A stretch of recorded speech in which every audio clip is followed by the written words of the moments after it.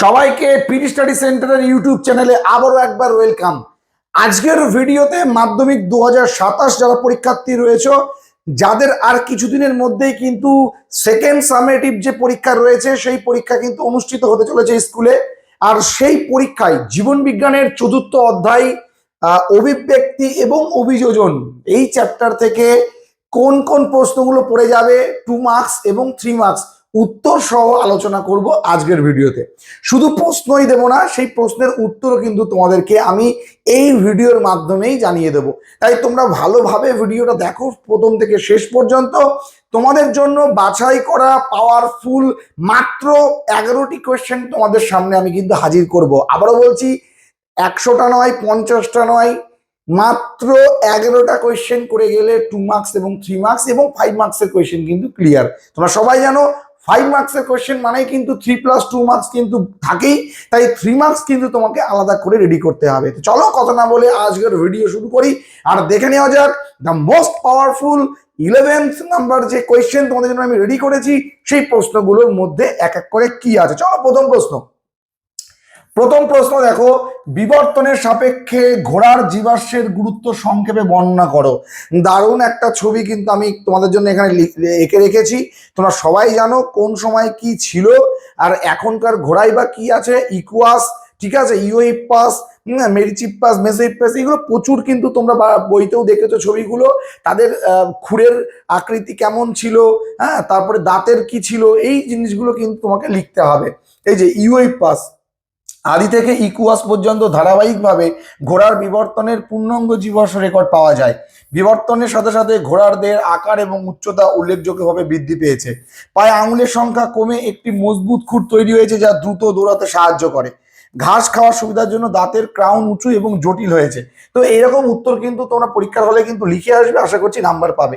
চলো 2 নাম্বার প্রশ্ন, জীবনের রাসায়নিক উৎপত্তির সংক্ষিপ্ত রূপরেখা মিলার এবং উরের পরীক্ষার সাহায্যে বর্ণনা করো। তো মিলার এবং উরের পরীক্ষা কিন্তু বর্ণনা করতে গেলে ছবিটা কিন্তু আঁকবে। জীবন বিজ্ঞানে আঁকা লেখা না করলে কিন্তু ভালো নাম্বার পাওয়া যায় না। চলো পরের প্রশ্ন 3 নাম্বার, নয়া ডারউইনবাদ বলতে কি বোঝো? Star marking question. নয়া ডারউইনবাদ অবশ্যই দেখে যাবে, উত্তর রেডি করা আছে, স্ক্রিনশট করবে। অভিব্যক্তির সাপেক্ষে পরোক্ষ প্রমাণ হিসাবে মেরুদণ্ডী প্রাণীদের অগ্রপদের সাদৃশ্য ব্যাখ্যা করো।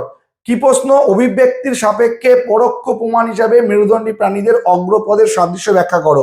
দেখো এখানে ছবি এঁকে নিয়েছি, তারপর কিন্তু আমি এখানে উত্তরটাও রেডি করে দিয়েছি, অবশ্যই দেখে নেবে। চলো পরের প্রশ্ন, জাঙ্গল উদ্ভিদ বা জেরোফাইট কাকে বলা হয়? ক্যাকটাসের অভিযোজনগত বৈশিষ্ট্য উল্লেখ করো। 2+3 কিন্তু এটা কোয়েশ্চেন আসতে পারে। এই দেখো একটা সুন্দর ক্যাকটাস এখানে আমি ছবি রেখেছি, দারুণ লাগছে ক্যাকটাসটা, দেখেছো? এই যে পাতাগুলো কাঁটাতে রূপান্তর হয়েছে, এই যে পাতা কাঁটায় রূপান্তর হয়েছে। তো চলো পরের প্রশ্ন দেখি আমরা। 6 নাম্বার, সমস্ত এবং সমবৃত্তীয় অঙ্গের পার্থক্যগুলি তালিকাবদ্ধ করো।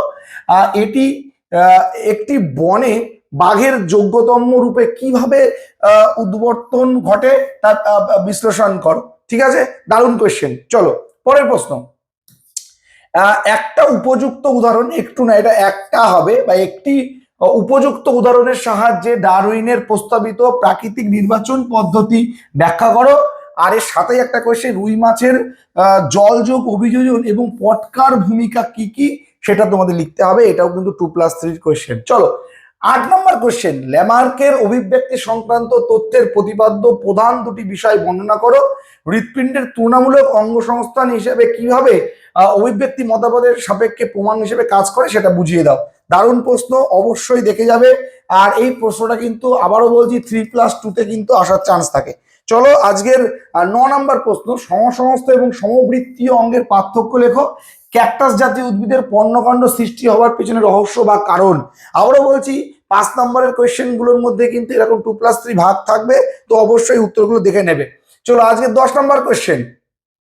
10 নম্বর কোয়েশ্চেন, শিম্পাঞ্জির খাবার খাওয়ার জন্য কিভাবে উইপোকা শিকার করে তা ব্যাখ্যা করো এবং বিবর্তনের 4টি গুরুত্বপূর্ণ বৈশিষ্ট্য। ঠিক আছে, তো এখানে ছবিটা ছিল একটা শিম্পাঞ্জি, ছবিটা আসেনি, তার জন্য আমি দুঃখিত।